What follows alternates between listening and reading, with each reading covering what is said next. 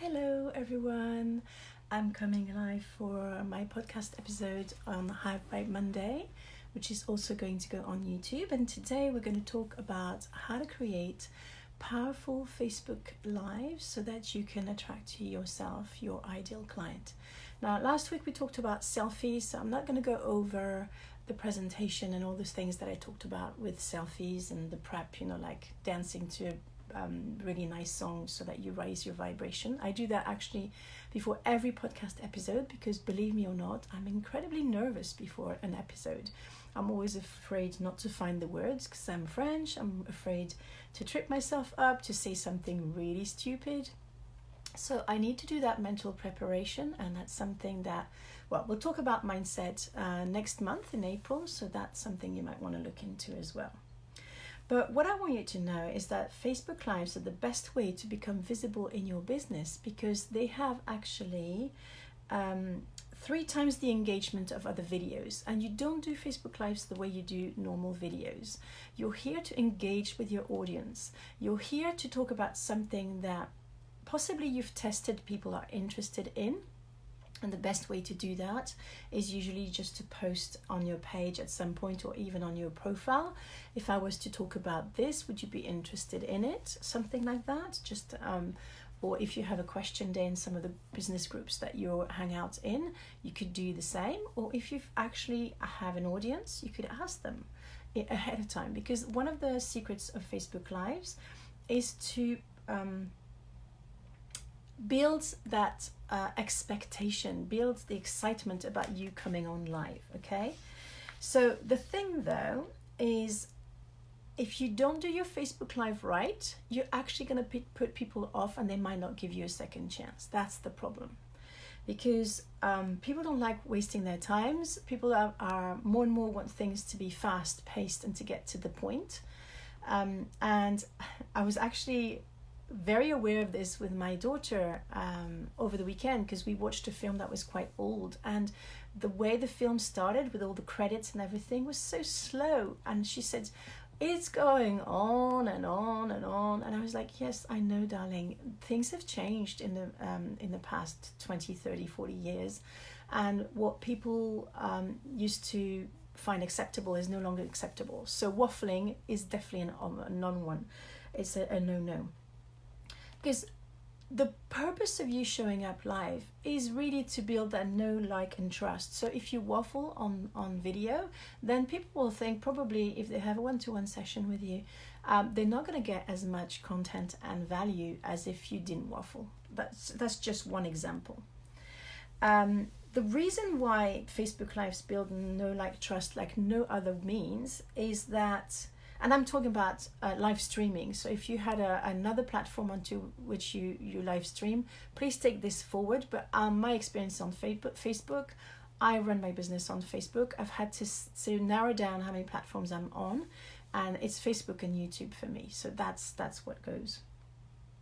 So, but the reason why live streams is so good, and I haven't done one on YouTube yet, but I'm curious when the time comes, is that people see you, they hear you, and they get a really good feel of who you are. But because it's not curated, it's not like one of those videos where you go and edit it and everything. And actually, it's more connecting because you appear as human. You make mistakes. You lose your thread. And then the last aspect that's really important is about engaging with whoever is on your Facebook Live. So it's a brilliant modality. It's a brilliant tool as long as you know how to use it, and so it's best to prepare. So I'm going to give you my best tips from having done Facebook Lives now for probably 2 years. The first time I did a Facebook Live, I was terrified, but I was lucky enough that I was working with a visibility coach, so she helped me to take it by really, really small steps. And this is what we're going to implement in my Facebook group, Anja's Fabulous Big Vision Incubator, which is open for female entrepreneurs. So if you want to join us, this will be a brilliant opportunity for you to do your Facebook Live and for me to give you feedback. Now, I'm not the kind of coach that is a kick in the ass kind of coach. I'm very gentle. I'll make sure that my feedback is helpful, positive, and delivered in the most diplomatic way, because I know I usually work with very sensitive women who possibly don't have the best of confidence in themselves.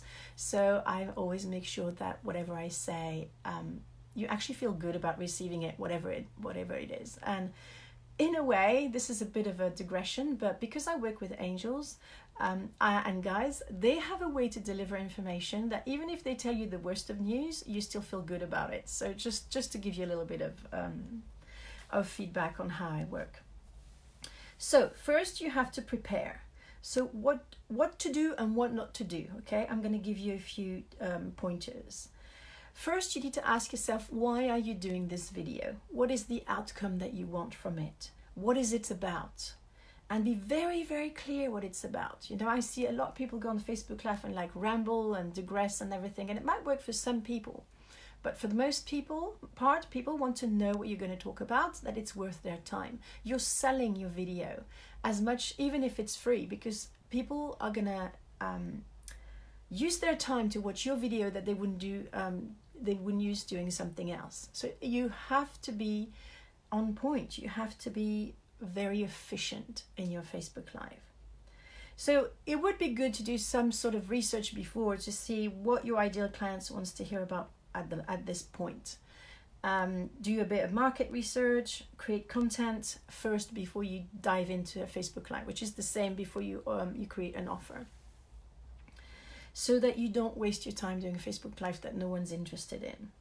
Pick only one topic and then have only 3 bullet points that you want to demonstrate, and then allow yourself some time to share stories that illustrate your point, and also engage with people. If people come and ask you a question, encourage them to ask questions. But this is about the preparation.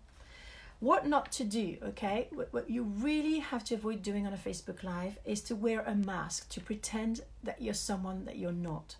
It goes without saying that it's the same for all your presence on social media, but if you do it on a Facebook Live, people will feel it. They don't need to know about energy to feel something is off. It's an instinct, and that will put them right off. And that can be because you inside feel like an imposter. So you need to work on your imposter syndrome before you talk about a subject. Otherwise, you might be speaking words, but the energy that you're going to bring to your Facebook Live is going to be so misaligned with what you're talking about that people are going to be, it's like you're going to push people away. And that's really not what you want with your Facebook Live. So don't pretend you're someone you're not. Don't read from a script. You can have notes. And actually, I didn't plan to show you my notes for this. Well, I can't show you on the podcast, but I take notes with bullet point style. And that's the best way to have notes for a Facebook Live, is to have just even images, little scribbles, big words, small words, things that you can just right away focus on, and that will remind you where you're going. And also, don't set expectations of what's going to come off your Facebook Live for yourself. You know, you might be very keen to make sales at the moment, and you want your business to move forward, but be aware that with content, you're taking your client on a journey. So they might only see your Facebook Live in a month's time, but if you've done them regularly, they'll go binging, and then they'll say, yeah, that's the person I want to work with. So if you don't have a lot of traction for your Facebook Live to start with, know that it's perfectly normal. Don't set expectations on how many people should show up, if they should show up live, if they should come on the replay, whatever. Just do it from a place of letting go of expectations and of pure generosity. Okay? What else do I want to say for the preparation? I would say, and this is something that no one told me, but it's really important, don't go on a Facebook Live until you've been consistent on your page. So start, if your page is very small or if it doesn't have a lot of engagement, start by posting on a regular basis. Consistency is also a very important aspect of the know, like, trust. If people don't know, if you could post like for 3 days and then you don't post for a month, and then you do 3 Facebook Lives in a row, and then you post again 2 months later, people are not going to trust you because you don't show up consistently. So whatever time you can allocate to your page, and I'm going to say do them on your page more than anywhere else, even if you don't get any traction, because once they're on your page, you can share them in lots of places. Whereas if you do them in a Facebook group, and I'm not saying that you shouldn't, you basically are only captive to that audience. You don't have as much freedom. Of course, you can download it from Facebook. That's something I'm going to tell you a little bit about, because I haven't been able to download my own videos recently from my page. So there's a bit of a trick, and I'll share a link.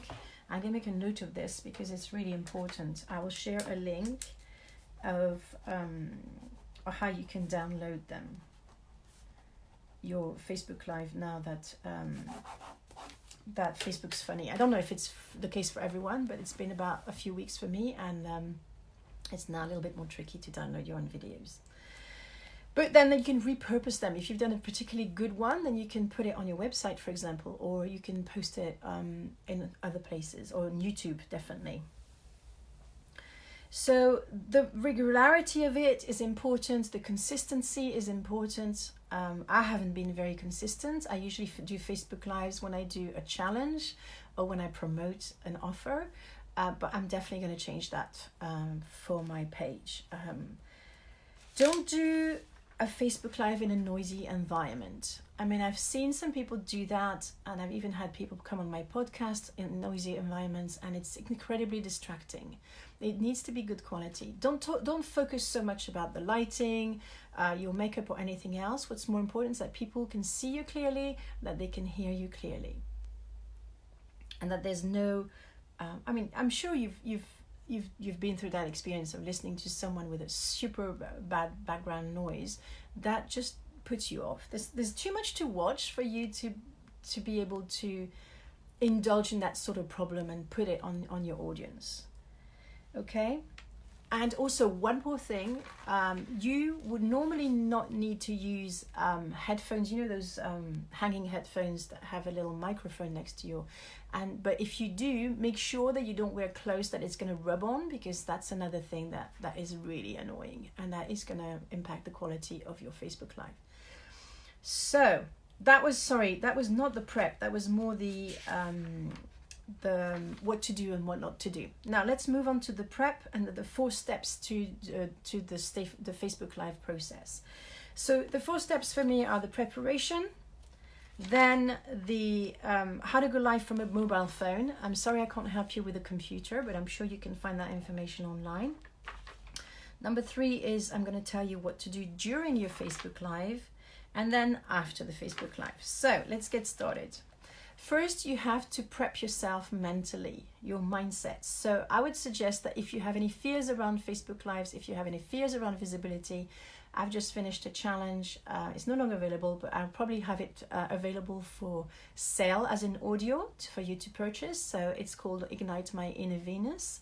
And it's a very powerful challenge. People have got some really, really good shifts from it. There's a meditation, there's some tapping, there's identify all these fears. But of course you can do it on your own. You can do journal, you can do and one of my best tips, sorry, I'm taking more notes. One of my best tips is to listen to a very, very upbeat track on your phone and dance to it. My favorite at the moment is called Can't Heat by Jamiroquai. But anything will do, anything that makes you want to dance, okay? That's really important because your energy, and people pick up on your energy. So if you're nervous, that's the best way to get over that nervousness. I mentioned that very briefly, but you want to generate enough interest ahead of time that people are going to be enticed to come live with you and to engage with you. Now, this could be by promoting it to your list if you have a list. And it's also, you need to have maybe a little incentive. I think doing challenges is wonderful because if you offer a prize, and about prizes, you have to be quite careful to make sure that you you comply with Facebook guidelines about it. Otherwise, you might have your page closed down. But that's going to be, I don't know if I mentioned, I might mention this later, how to do it. So you want to generate enough interest ahead of time. You want to promote it for 7 days. This is like selling. You're selling your time. You're selling people's something to watch, and it's just like a normal offer. Don't share by just saying, I'm going to go live on such a day and talk about this. You want to say why people want to come and watch it. What are they going to get out of it? What can they learn, and how can they interact with you, and all sorts of things. It could be that you want to promote a Facebook Live where you do some live coaching. Why not? That's a wonderful opportunity. In that case, create an event on your page and start promoting that event everywhere. And do little mini Facebook Lives on the event to let people know what they'll get out of coming live to your event. Limit distractions. So make sure that nobody's going to walk in. I have kids and I home educate, but most of the time, at least for my podcast, that's why I do it before 8 o'clock in the morning, because no one's up. So no one's likely to barge into my office. If they do, my kids, I try to be as graceful as possible. And for some people, the fact that your child is going to walk into your video because your husband hasn't, or your partner hasn't managed to stop them from coming into your office, can be very endearing. So just work the Facebook Live the best that you can. Cross-promote your Facebook Live with other things like your email lists, blogs, posts, and all sorts of things. And I would say practice before you go live if you've never done it. Now, in my visibility package, I'm going to announce actually on my page today who won my visibility package. It's a 2-week package where I help you get on Facebook Lives, on selfies, and on social media. But I create the bonus for this month, if you buy it, is that I'm going to create a Facebook group just for you and me, which means you're going to be able to practice your Facebook Lives, and I'll give you some feedback on them. So that's going to be very, very precious for you if you want to get into that. Because with Facebook Lives, and believe me, I've been through quite a journey with it, because I used to have a lot of self-loathing, especially for my physical appearance. Practice is what is going to get you more comfortable. The more you practice, the more relaxed you're going to be. So during your package, you can make like 4 Facebook Lives a day, and I'll comment and feedback on you, and I'll give you a safe space to do that. So how to practice. If you weren't going to work with me, you can create, actually on that package, you can create a Facebook group with only you. I mean, initially you might have to invite a friend, and then you say, just look, I've created this group, it's just for me. And that's actually how I do my videos for my YouTube channel when I do my podcast, because I don't want people to come and interrupt my recording. And so I do it in a Facebook Live that's only for me, that I use for various purposes, but practically to do Facebook Lives. There's another way that you can do Facebook Lives if you don't want to create a group for yourself, that you don't have a use for it in other ways, is to select the you only option in the privacy settings before you go live. And this way you'll be the only one that can see your Facebook Live. So the other things is about the background noise, which I've also mentioned. Make sure your broadband connection is secure, which is why I actually don't recommend you do it on the fly. And I admire people who can and who find good enough broadband or Wi-Fi, whatever it is, and can do it in public places. But I wouldn't recommend that if you're a beginner. One thing that happened to me that no one's told me before is make sure your phone or your laptop is charged, because you don't want it to be interrupted in the middle of things. That's really annoying. Choose portrait or landscape ahead of time, because once you've chosen, you can't change. And obviously it's because you would let people do that. And very occasionally, I don't know why, my iPhone wants me to be on portrait rather than landscape, and I'm not a techie. I really can't explain you the details, but it's important that you choose the setting before you start. I prefer landscape. Be intentional. Usually on portrait, it makes you feel closer to people, and that might be a good aspect for certain information that you want to deliver. But I think landscape gives you more of a space that you invite people in rather than being in their face. And for me, when I do my card reading, I'm going to pull one. That means that I can put the card here on besides me. There's enough space instead of having to put it in front of my face. So if you're going to do a demo with something, landscape is a better setting. Mind what's behind you. I just noticed I have a bin behind me, and it's not too intrusive, but try to be mindful of what's behind you so that it doesn't distract people too much. I can see this, and my background's not perfect, but in a way, it makes it real.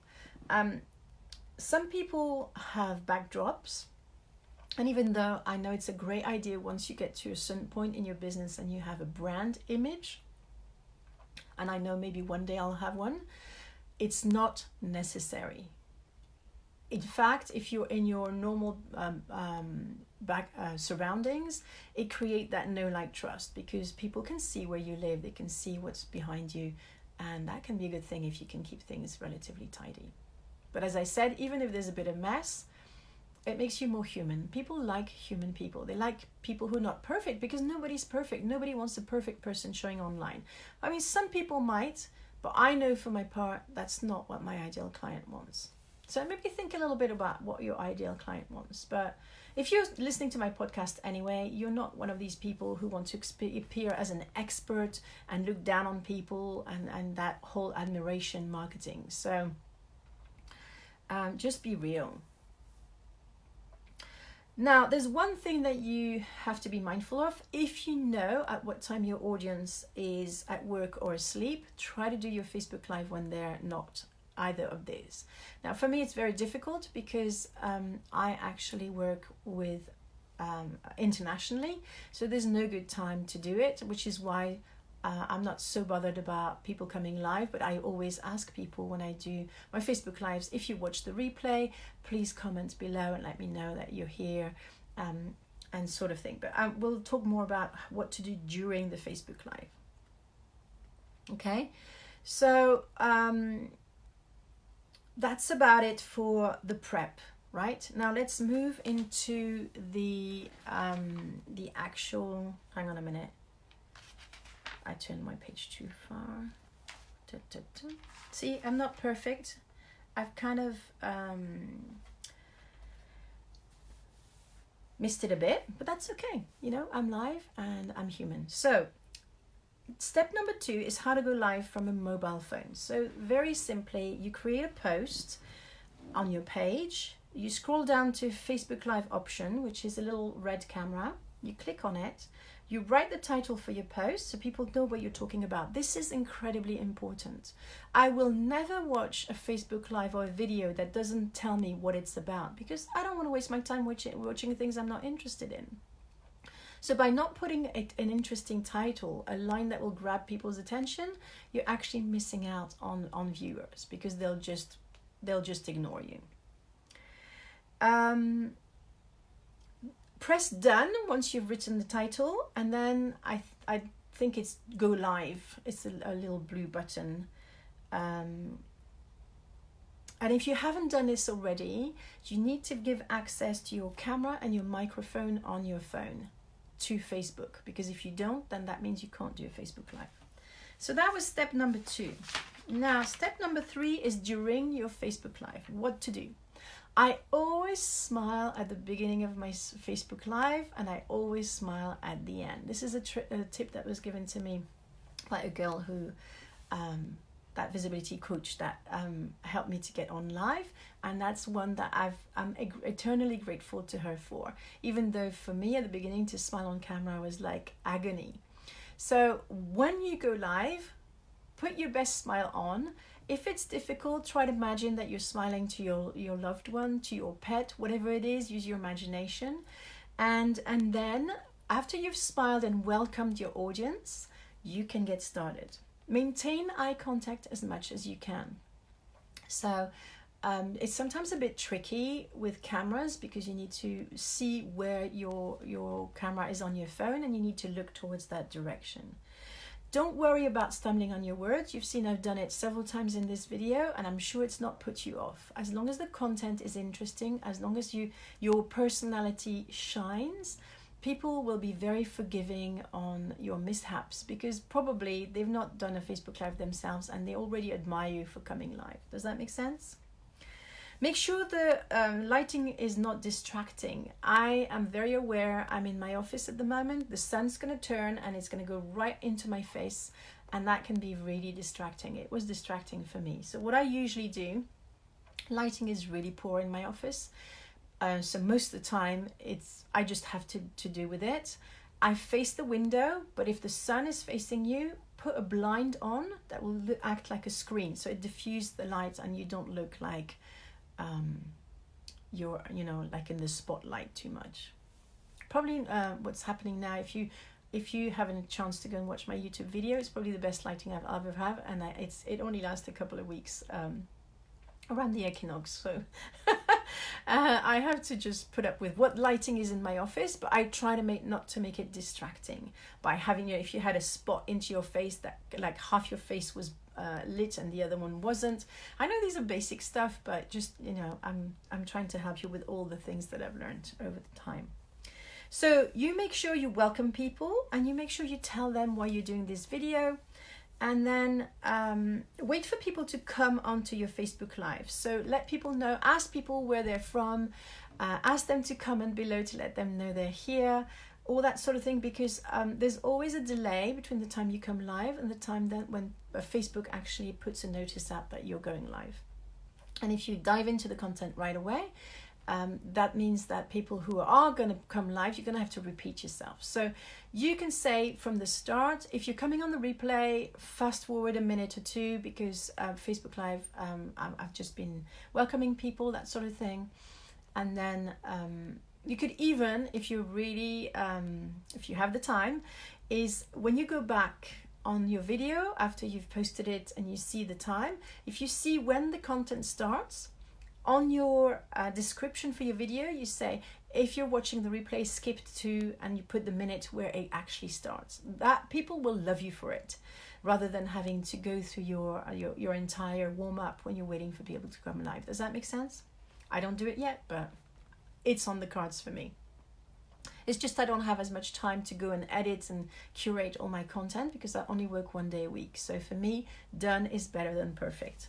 But if you have the time, I really encourage you to do that. Now, if you're delivering some content, it's very important that you keep track of your thread.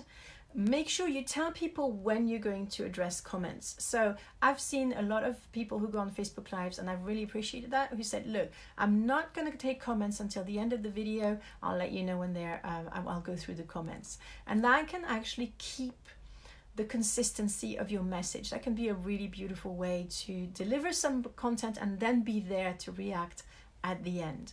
You might want to do it the other way. You might want to say, look, you interrupt me as many times as you want, because what I really want is to talk to you. So comment and I'll answer. Or you could have a whole thing where it's just a Q&A. So you're literally asking people to come live and ask you questions.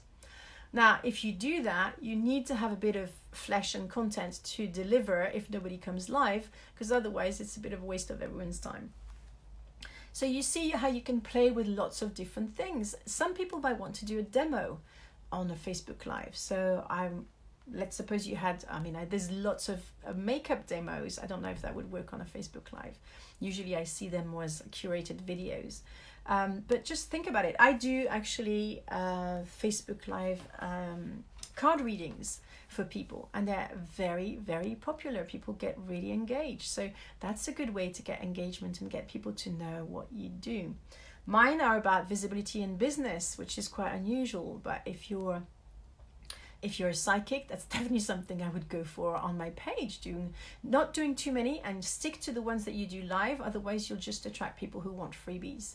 But my mentor, who's a psychic business coach, does regular Facebook Lives guidance channeling, and that's a great way for her to get clients. I'm a living example of it. I ended up signing up for her big Psychic Business Academy because I had been following her for a long time. But it took a long time for me to make that decision because I wanted to be sure that I was going to train with the right person.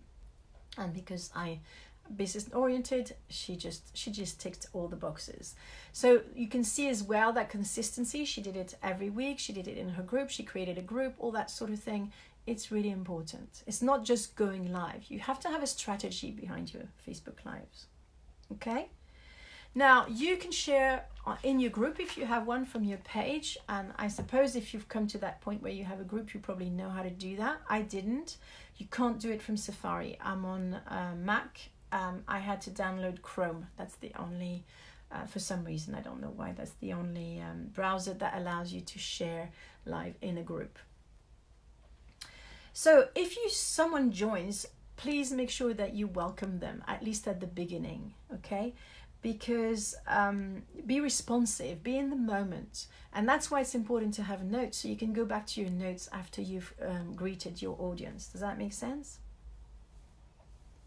You've come here to build relationships. So you want to be likable, you want to be friendly, you want to talk to people, you want to respond to them. And as I said, if you don't want to take comments right away, be clear about it so that people know what to expect. It's important to share as many anecdotes as you can. People love little stories. People love little examples. People love that you share maybe even what you've been through.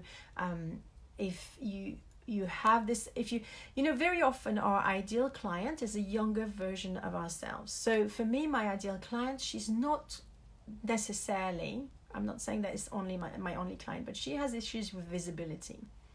So she's probably not likely to be comfortable on Facebook Lives or on pictures, even though she might do them. So I can help her with all the prep work to get to the point where she feels comfortable. Does that make sense? So if you're talking to your younger self, it's important to share those stories of how you've overcome problems or how maybe you were, I can really say very clearly, visibility was my biggest nemesis.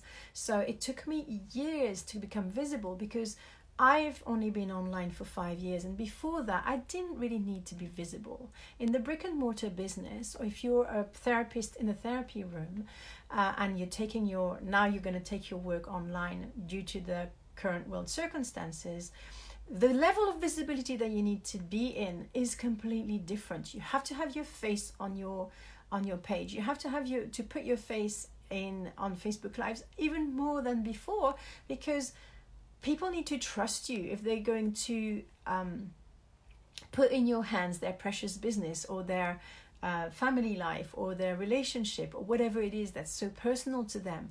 They need to be able to trust you.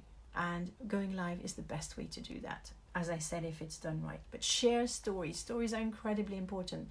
You know, I personally, and I know that's not the case for everyone, and I know that's you can help people without having gone through something. But for me, if someone has gone through something that I've gone through and I know that that's what I want help with, I'm more likely to hire someone who knows what it's like, because they will have more compassion for me. They have more understanding from within. It's not always the case, because everybody's different in a way, but it brings that extra knowing into it that makes that people are maybe more sensitive around other people's issues when they've been through the same thing. Does that make sense? So you don't want to sell on a Facebook Live during the Facebook Live. You want to be subtle if you do that. I don't know if you've noticed, I did mention my Kickstart Your Visibility package because it was a natural evolution in the podcast that I'm doing, that, you know, because I'm helping people get on Facebook Lives, and I create this one-to-one group where they can practice. But that's what I do for myself, because I used to do Facebook Lives in a single group for me. So that was a natural way to bring in my product or my service without being in people's faces, still delivering powerful content. So it's better to mention your product if you're asked about it. Okay, so you want to have people come live and ask you, oh, how can I work with you, or how can I do this? Right, so that's and you also need to end your Facebook Live with a call to action. All right, So you thank people for having come live. You tell people if they come on the replay to please hashtag replay on your video. You tell them that they can comment even after the video, and then you'll come back to it to answer all the comments. And then you give a call to action. So for me, for this podcast episode, I'm inviting you to come into my group, Ange's Fabulous Big Vision Incubator, to come and practice your Facebook Live, so you have the opportunity to get to know me better and to get my eyes onto your Facebook Live to give you feedback on how it can be improved. That's something I did last week with the selfie week, because we had a selfie week in my group last week. People listen to the podcast, and they come in my group, and then they can get feedback. And one of the ladies, I gave her, I think, what was really helpful feedback on her selfies. I will do the same for this week if you come in my group and do a Facebook Live. And I will actually have themes every day for what kind of Facebook Live, what I want you to talk about. So you'll be guided on what to share, so that you warm up and get more and more comfortable sharing about yourself. And also it's because I want all the ladies in my incubator to get to know each other. These are ladies who have big visions. These are ladies who have something really important to do in the world. And I want you, it's like an opportunity for networking as well. So that's what you do during. Now, what do you do after your Facebook Live? You want to go back to the comments and reply to everyone. Make sure you do that. It's really important. Once your Facebook Live is done, it's not the end of it. You want to share it on other platforms if you can. You want to edit the post to put a summary of what you talked about and the links and the call to action. This way you'll get more views. You might think that if you tell people what's in the Facebook Live, then they won't watch it. That's not true at all. They want to know what it's about before they buy time, their own time, before they invest their own time in your Facebook Live. Okay? And if you have trouble like me downloading your Facebook Lives now because of whatever reason, what I encourage you to do is to go to the show notes on my website, which is called icanhelpyouthrive.com. There's a specific, it's on the blog actually, but I also have a list of all my episodes on the podcast, and then when you click, it takes you to the blog anyway. So in the show notes, I will be sharing with you a link to a website that enables you to download your own Facebook Lives so that you can put them on your computer and share on YouTube, for example, so that you can repurpose your content. So that's all for me. As I said already once, but I'm going to say it again because I walk the talk. My call to action today is to, once you've listened to this episode, come and join my Facebook group and come and practice your Facebook Lives in my group in a safe environment where everybody will be incredibly supportive. We have some guidelines in the group about confidentiality, so you don't have to be afraid of sharing things in that group and it being shared outside. I'm very strict about the guidelines, and I will delete anyone who doesn't go by them, because I feel that the bigger your vision, the more you want to be able to share it in a safe space. Because it's hard to have a big vision. Most people don't get it. Most people will try to bring you down. So this is why I've created the group. Initially, I created it for the challenge, the Ignite Your Inner Venus challenge. But now it's for this networking aspect, this community, and supporting everyone in their big vision, so that the women who are here to change the world actually do it. Does that make sense? Also, I know I just mentioned this because it actually came to me live during this podcast recording. I will be offering the Ignite Your Inner Venus challenge as an audio. So if you're interested, reach out to me. Bye for now, and I'll speak to you next week for the last episode on visibility. And then actually I'm not 100% sure if I'm not going to start on next month's, since it's going to be only 2 days in March, and the rest of the week, April, will be we'll start our mindset month. So I have lots of very, very juicy topics available for you. Bye for now, and I'll speak to you next week.